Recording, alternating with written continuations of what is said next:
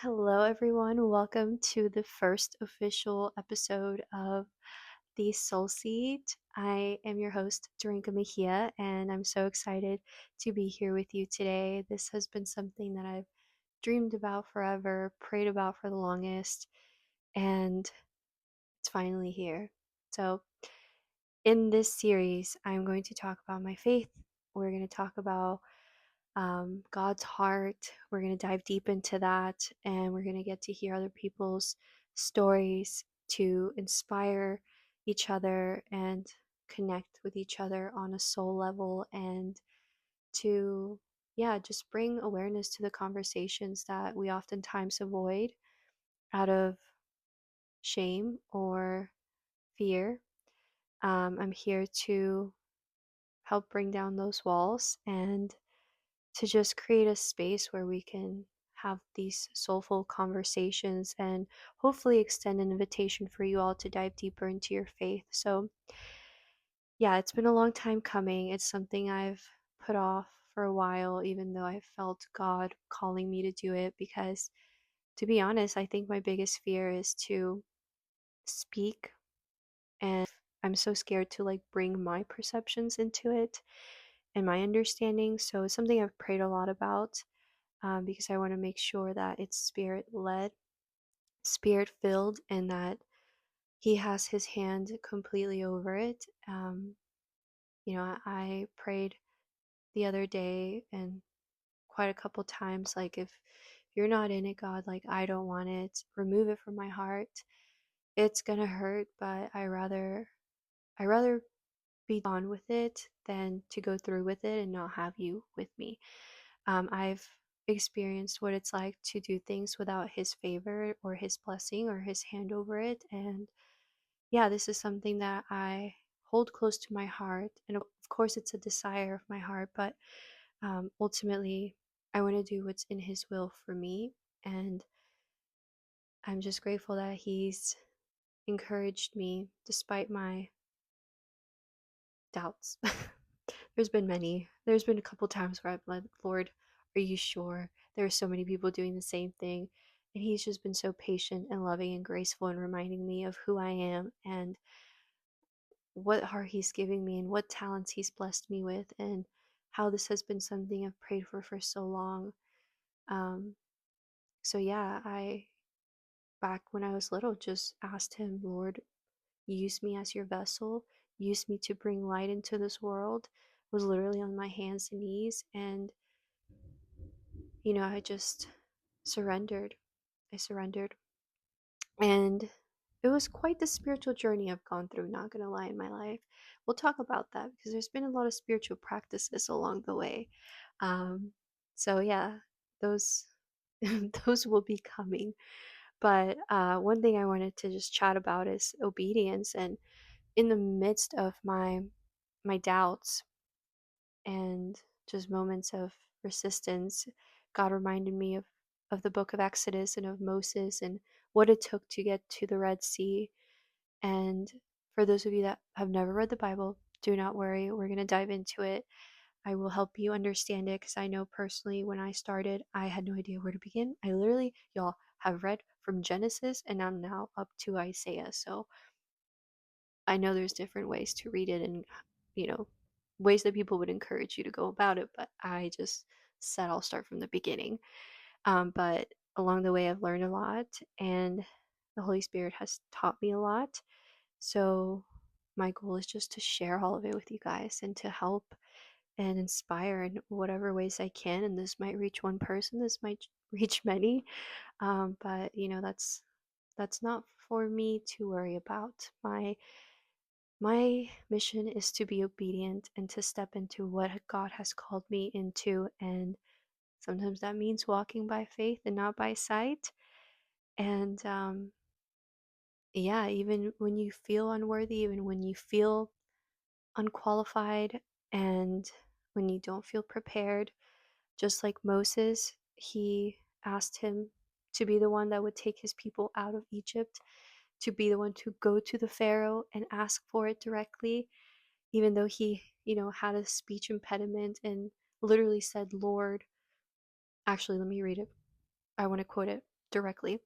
Moses said to the Lord, "O my Lord, I am not eloquent either in the past or since you have spoken to your servant, but I am slow of speech and of tongue."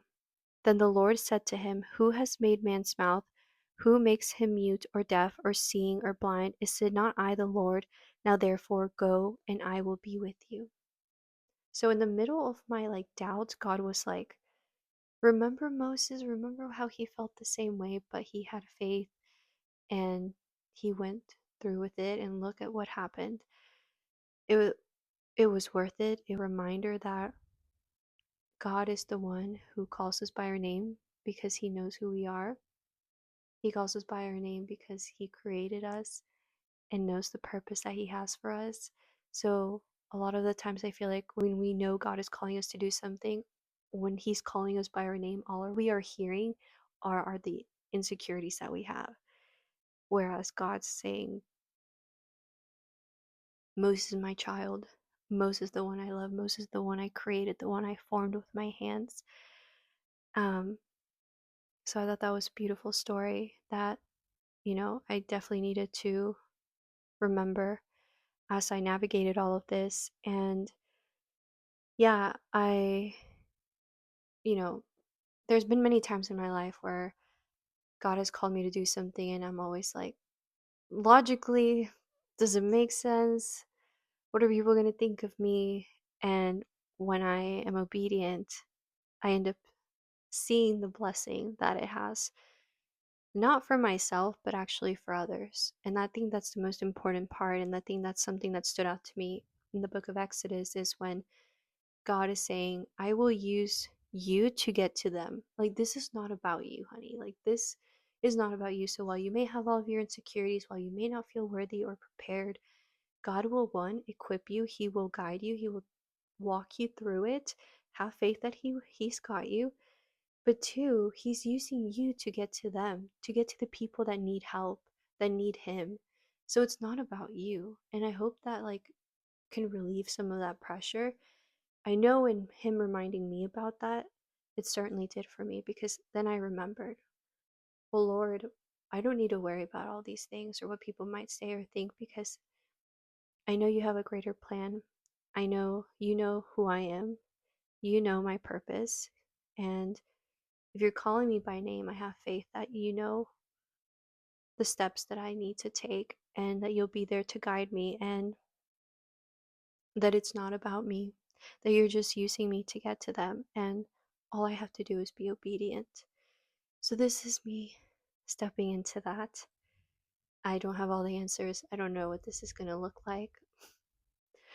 But I'm excited because I know that the Lord has a plan, and he's been reminding me of that in so many different ways. Um, I feel like I could go a whole hour right now just to talk about that, but in the essence of time and in the essence of my phone not having enough battery, because of course that happens, um, I just want to read this because it really stood out to me and brought it all together. And y'all, if you think tarots and horoscopes and all of that stuff will give you the answers, just try working with the Holy Spirit. Because as I was literally thinking about all this stuff and, you know, still having doubts, even though God had given me so many signs, I came across the devotional that I just happened to read, of course, today. And it's battling insecurity. So we talked about Moses, it was quoted here. And I thought that was perfect because I'm like, literally, the Lord has already been reminding me about this. So this was just like another reminder. But it says, "We all deal with insecurity. We feel inadequate, unprepared, or just downright unqualified. We listen to the lies the enemy feeds us that tells us we aren't good enough or capable enough, that nothing we do makes a difference. The longer we listen to those lies without replacing them with the truth, the more our insecurities grow, holding us back from the persons we're called to be. How do we battle insecurity? By remembering who God says we are in His Word." So, like Moses, just remembering that he's calling us by name for a purpose. When chosen to bring God's people out of Egypt, Moses resisted. He had a speech problem that made him feel unqualified, but God reminded him that our strength and our abilities doesn't come from ourselves. They come from God. Our weakest moments are when God's strength shines. The enemy knows that if he can keep us focused on ourselves and our faults, he can hide our true identity and destroy what God intended for us to be. In fact, God will often put us in situations where we feel unqualified because He chooses people with willing hearts and then equips them for the tasks. You see, God chooses those in whom He can develop a strong root system. It's to His advantage to choose those who don't feel qualified for the job because they are less likely to think they can rely on themselves. And this made me think about myself, where I'm literally clinging to God because I'm like, Lord, I can't do this without you. But it says faith is established by trust, not understanding. When God asks us to step out in faith, it often makes no logical sense to us. We don't feel qualified, gifted, or educated enough, but that's a great place to be because God is more than enough. You were never meant to be the best, the brightest, the sharpest, or anything other than who you are. When God called you, He knew what He was getting. It was never about who you are, it's about who He is. Trust His strength, not your limitations, and He will work through you. Y'all, when I read that, I said, I heard you. I surrender. Have your way, Lord. By the way, this is Out of the Wilderness, um, from the Girls Gone Bible podcast. So I highly recommend. They've helped me understand the word so much, and it's beautiful the way that they're preaching. Um, but yeah, there's been so many times in my life where obedience blessed others. For yesterday, for example, actually, I was standing in line waiting to get my matcha. This was at church after the sermon, and there's this girl just in front of me, and I noticed she had a what I thought was an engagement ring.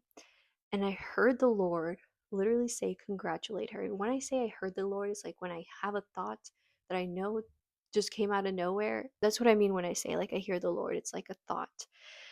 And I heard him say, congratulate her.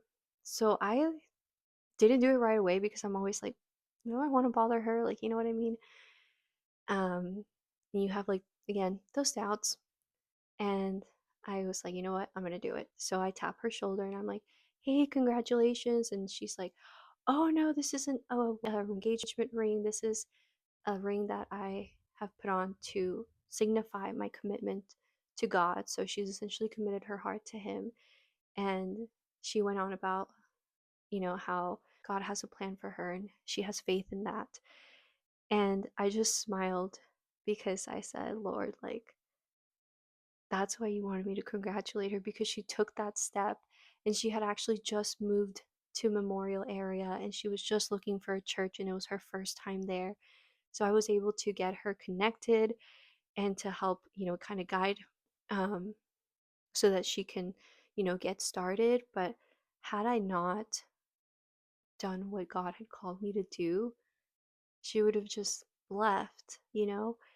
And we just chatted about, like, the connection and how God works in so many miraculous ways. One of them being that example. But again, it took my obedience for Him to get to someone else. So oftentimes we are the angels that people are praying for, and we just need to get out of our heads and remember it is not about us. It is not about us. It is about Him, and it is about them. And the story of Moses really reflects that. And I would love to get into it deeper when my phone is not dying.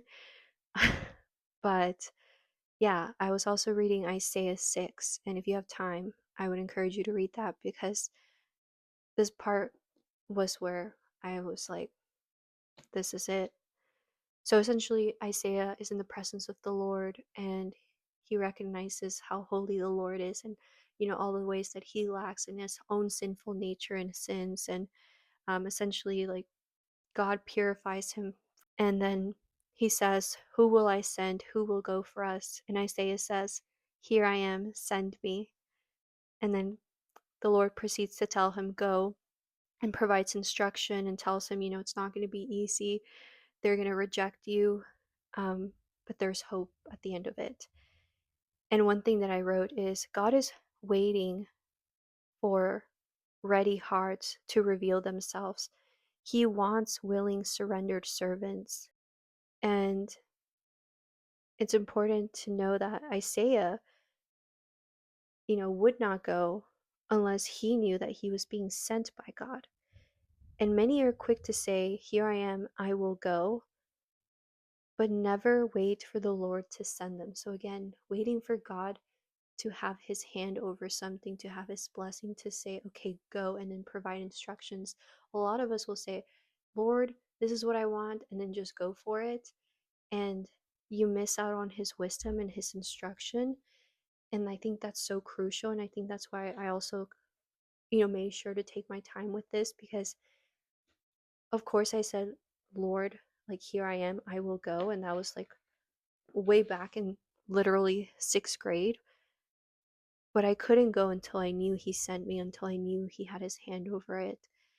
And I don't think I'll ever feel fully prepared, but I know just by witnessing all of these testimonies that he has a plan and there's a reason why he calls us to do something. And we just have to have faith, walk by faith and not by sight, and be obedient, because ultimately it's going to bring so much light into this world and so many blessings.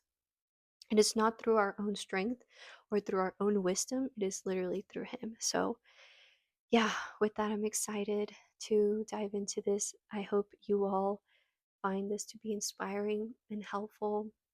And thank you for joining me on this journey. I I look forward to all that God will continue to do, and yeah, stay tuned for more.